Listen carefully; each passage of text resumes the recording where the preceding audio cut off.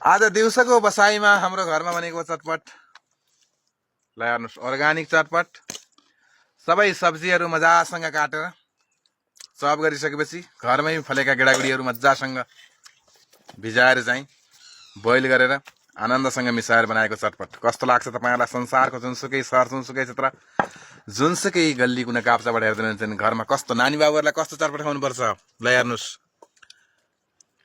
बिदाको दिन नानी बाबुहरूले खाने चटपट कस्तो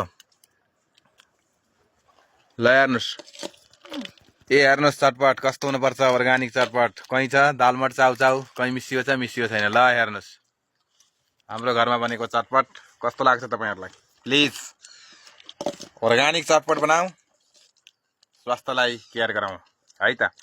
अब न चाउचाउ दालमट भुजा मिसाएर बनाउने होइन क्या, चटपट बनाउँदाखेरि यस्तो चाहिँ सादा सिम्पल चटपट बनाउने, मजासँग खाने है। धन्यवाद।